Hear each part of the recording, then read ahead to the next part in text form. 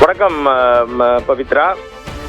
திருநெல்வேலியில் கடந்த 3 நாட்களாக வருமான வரித்துறை சோதனைகள் தொடர்ந்து நடைபெற்று தமிழகம் முழுவதும் பரபரப்பை ஏற்படுத்தி வரும் நிலையில் நேற்று இரவு நெல்லை பாஜக வேட்பாளர் நயினார் நாகேந்திரனின் தொடர்புடையவர்களிடமிருந்து நெல்லை எக்ஸ்பிரஸில் சென்னை தாம்பரத்தில் 4 கோடி ரூபாய் கைப்பற்றப்பட்ட நிலையில் அதனைத் தொடர்ந்து இன்று திருநெல்வேலியில் பாஜக வேட்பாளர் நயினார் நாகேந்திரன் தொடர்புடைய நண்பர்களின் வீடுகளில் தொடர்ந்து வருமான வரித்துறை சோதனையும் தேர்தல் பறக்கும் படையினர் சோதனையும் நடைபெற்று வந்தது.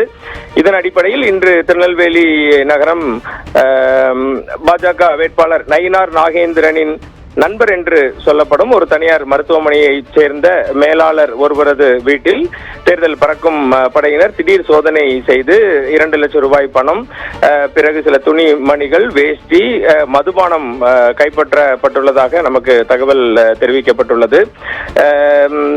நெல்லை குறிச்சி பகுதி, மேலப்பாளையம் அருகில் உள்ள குறிச்சி பகுதியில் இருக்கும் இந்த கணேஷ்மணி என்பவரது வீட்டிற்கு சென்ற தேர்தல் பறக்கும் படையினரின் பொறுப்பாளர் பாளையங்கோட்டை வட்டார வளர்ச்சி அலுவலர் பொன்ராஜ், மாநகர துணை ஆணையாளர் மேற்கு கீதா மற்றும் மேலப்பாளையம் காவல் ஆய்வாளர் வாசிவம் ஆகியோர் அடங்கிய குழுவினர் இன்று மதியம் சென்று கணேஷ்மணி என்பவரின் வீட்டில் சோதனை நடத்தி 2 லட்சம் ரூபாய் பணம் மற்றும் இதர பொருட்களை கைப்பற்றி உள்ளனர். அந்த கைப்பற்ற பொருட்கள் திருநெல்வேலி தாலுகா அலுவலகத்தில் கொண்டு வரப்பட்டிருக்கிறது.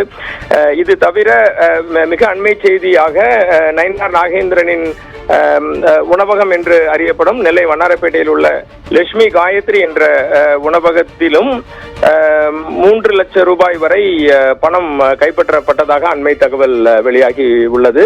அந்த தகவலை உறுதிப்படுத்துவதற்காக நாம் இப்பொழுது காத்திருக்கிறோம்.